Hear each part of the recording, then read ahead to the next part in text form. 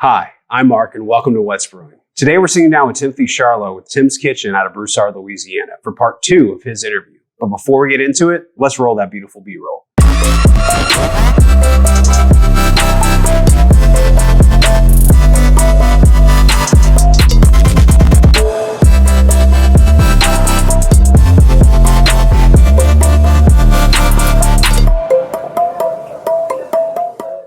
Tim, thanks for joining us again, man. I appreciate it. Mark, my pleasure. Thank you for having me. So we kind of left off, finished talking about the history, what was kind of like living in a family business. I want to ask one more question on that before I move on to the next. Sure, go for it. So you're 38, you said? 38, yep. You seem like you're in really good shape. Shape's a relative statement, but yeah, I'll take it. You look like you're in pretty good shape. How did you do it with a family that made such good food? If I had a nickel for every time somebody asked me that question as a kid, I used to joke, our Ruby's restaurant in Rue Louis XIV, if you've ever been there, it was I wonder if I may be off, but I think it was like a 6,000 square foot restaurant. So it was a lot of walking. I used to joke, well, I just walk back and forth all the time. Blessed with a metabolism, high metabolism. If you've ever met my dad, he's gonna be 62 this year. I think he's 6'2" and a half, maybe 6'3" on a really good day. But he probably weighs like 170, 175. So that's impressive. Yeah, that's impressive. Metabolism. You guys are just walking and moving the whole entire time. Yeah. But I can understand why you'd be doing that, because you don't only help out with things over at Tim's Kitchen, you also do something else outside of Tim's Kitchen. Yeah. I work for an RV dealer in Breaux Bridge, Louisiana, and I spend a lot of time outside. A lot of time walking around, spending time in the heat. We have a 22,000 square foot facility where I work, and I'm pretty much covering every inch of it, every step of the way. So I guess from growing up in this kind of environment to moving to doing something like that, how do the two bleed together? That's, it's funny. It's a one-to-one, because Really? it's customer service. There is a very famous sales educator, Grant Cardone. One of the things he stands on is service is senior to selling. When you serve the needs of a customer, when you serve the needs of community, when you truly serve the needs of another human being, that's where sales benefits everybody in. Because I don't want people to buy something from me because I forced them to. I want them to buy something from me because I want them to. Same situation here at Tim's. It's different in that nobody's going to come into Tim's and shop for food. Nobody's going to be like, I'm shopping for turkey necks. What's your price on turkey necks? And then they're going to say, okay, well, your price is higher than the people down the street. I'm going to go down the street and buy turkey necks. That's not the case. But when people walk into Tim's and they're ready to eat, they don't communicate it. It's not advertised. It's expected. You want good service. That's it.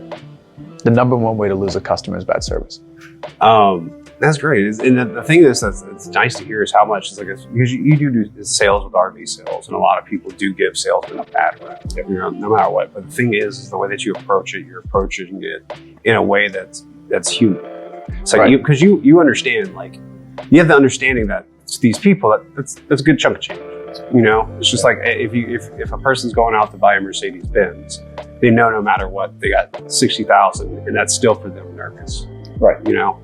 And so, like, the thing is the way that you're able to understand the human side of the experience of that, I think that's amazing. And the way that's how you focus on it, because I don't feel like a lot of people do. They don't. It's sales. There are transactional sales industries where there's no relationship to be built. It's just transaction. I don't know what that feels like to have a transactional relationship with someone. I'm all about the long-term establishment, all about it. There's customers that come back to this restaurant because I remember their name the second time they walked in. Or when they walk in, I size them up very quickly. This happened yesterday. I was talking on the phone with a guy on the RV side, and he said, man, I just got into Broussard. I'm from Homa. I work for a company down the street. I was like, man, there's a restaurant out there you should try. I really like it.